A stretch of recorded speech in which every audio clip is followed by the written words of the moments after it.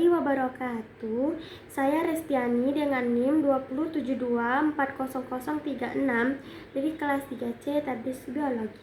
Di sini saya akan menjelaskan sedikit mengenai tentang enzim. Yaitu yang pertama, apa sih enzim itu? Enzim adalah biokatalisator atau katalisator biologis, adalah protein sebagian kecil berupa molekul RNA yang disebut ribozim, yang berfungsi untuk mempercepat laju reaksi kimia tanpa ikut bereaksi atau berubah secara permanen. Secara praktis, tanpa enzim sebagian besar reaksi kimia yang menopang kehidupan akan berjalan terlalu lambat untuk mendukung kehidupan. Struktur dasar enzim yaitu, meskipun enzim adalah protein, tidak semua bagiannya terdiri dari protein. Struktur enzim dapat dibagi menjadi dua komponen utama. Yang pertama ada apoenzim, adalah bagian utama enzim yang tersusun dari protein. Bagian ini bersifat tidak terlalu panas atau termolabil. Yang kedua ada kofaktor. Ini adalah bagian non-protein yang dibutuhkan oleh apoenzim agar enzim dapat berfungsi. Kofaktor dapat berupa ion anorganik, molekul organik kompleks, gugus protestik. Cara kerja enzim bekerja dengan cara menurunkan energi aktivasi suatu reaksi. Energi aktivasi adalah energi minimum yang diperlukan agar suatu reaksi kimia dapat terjadi. Setiap enzim memiliki area spesifik yang disebut sisi aktif. Substrat yang akan diubah oleh enzim akan berikatan di sisi aktif ini membentuk kompleks enzim substrat. Ada dua model utama yang menjelaskan interaksi enzim dan substrat, yaitu yang pertama adalah model kunci dan gembok. Model ini menyatakan bahwa sisi aktif enzim memiliki bentuk yang sangat spesifik dan kaku yang hanya cocok dengan satu jenis substrat saja, seperti kunci yang hanya bisa membuka gembok tertentu. Yang kedua ada model kecocokan terinduksi. Model yang lebih diterima saat ini. Model ini menyatakan bahwa sisi aktif enzim tidak sepenuhnya kaku. Ketika substrat berikatan, sisi aktif akan mengalami perubahan bentuk sedikit untuk menyesuaikan diri dan mengikat substrat dengan erat, memicu reaksi. Berikutnya yaitu faktor-faktor yang mempengaruhi kerja enzim. Aktivitas enzim sangat sensitif terhadap perubahan lingkungan. Yang pertama yaitu suhu. Enzim memiliki suhu optimum. Peningkatan suhu melampaui batas optimum dapat menyebabkan denaturasi atau kerusakan struktur protein pada enzim sehingga sisi aktifnya berubah dan enzim menjadi tidak aktif. Yang kedua ada pH. Enzim juga memiliki pH optimum. Misalnya enzim pepsin di lambung bekerja optimal pada pH asam. Sementara enzim tripsin di usus bekerja optimal pada pH basah atau netral. Perubahan pH yang ekstrim juga dapat menyebabkan denaturasi. Yang ketiga ada konsentrasi substrat, yaitu peningkatan konsentrasi substrat akan meningkatkan laju reaksi hingga semua sisi aktif enzim terisi atau titik saturasi. Yang keempat ada konsentrasi enzim. Semakin banyak konsentrasi enzim, semakin dapat laju reaksinya asalkan substrat tersedia dalam jumlah yang cukup. Yang kelima ada inhibitor, zat yang menghambat kerja enzim. Inhibitor ada dua jenis, yaitu inhibitor kompetitif, bersaing dengan substrat untuk berikatan dengan sisi aktif. Yang kedua ada inhibitor non-kompetitif, berikatan di tempat lain selain sisi aktif. Sisi allosterik, mengubah bentuk sisi aktif sehingga substrat tidak dapat berikatan.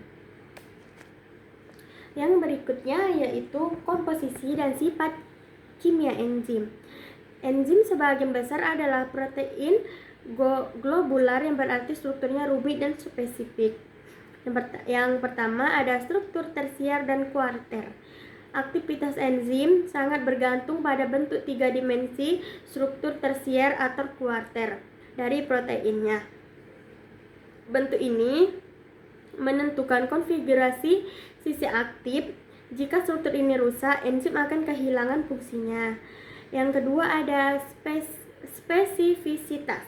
Enzim menunjukkan tingkat spesifisitasnya yang luar biasa dan dapat dibagi menjadi beberapa tingkat, yaitu ada 4 tingkat. Yang pertama spesifisitas mutlak, hanya mengkatalisis satu jenis reaksi untuk satu substrat. Contohnya urase hanya memecah urea. Yang kedua ada spesiesitas gugus, mengkatalisis reaksi untuk molekul yang memiliki gugus fungsional yang sama. Contohnya, pepsin dapat memecah ikatan peptida di berbagai protein.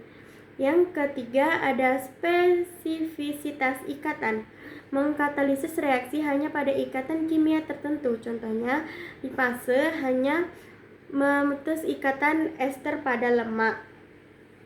Yang keempat ada spesifisitas stereokimia, hanya mengkatalisis isomer tertentu D atau L dari suatu molekul. Berikutnya ada kinetika enzim. Kinetika enzim adalah studi tentang laju reaksi yang dikatalisis oleh enzim. Ini adalah aspek krusial untuk memahami bagaimana enzim bekerja dalam kondisi yang berbeda, yaitu yang ada A. Persamaan Michels-Menten, hubungan antara laju reaksi dan konsentrasi substrat dijelaskan oleh persamaan Michels-Menten. Berikutnya ada regulasi dan kontrol enzim. Sel memiliki mekanisme kuat untuk mengontrol aktivitas enzim, memastikan reaksi terjadi pada waktu dan kecepatan yang tepat. Yaitu pertama ada kontrol allosterik. Enzim allosterik adalah enzim yang memiliki sisi allosterik selain sisi aktif. Ikatan molekul regulator efektor pada sisi allosterik dapat mengubah konformasi sisi aktif, sehingga meningkatkan aktivasi atau menurunkan inhibis aktivitas enzim. Yang B ada modifikasi kovalen. Enzim dapat diaktifkan atau dinonaktifkan dengan penambahan atau penghilangan gugus kimia secara kovalen.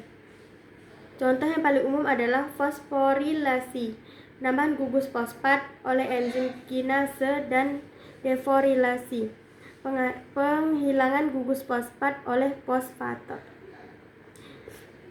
C ada zimogen. Beberapa enzim disintesis dalam bentuk tidak aktif dan hanya diaktifkan ketika dibutuhkan melalui pemutusan proteolik bagian protein. Contoh tripsinogen diubah menjadi tripsin, aktif di usus. Jadi singkatnya, kesimpulan mengenai enzim tadi, enzim adalah biokatalisator yang sebagian besar tersusun dari protein, berfungsi untuk mempercepat laju reaksi kimia di dalam sel dengan cara menurunkan energi aktivasi reaksi tersebut. Poin utama yang penting yaitu struktur dan fungsi, komponen, kondisi spesifitas, kondisi optimal, regulasi.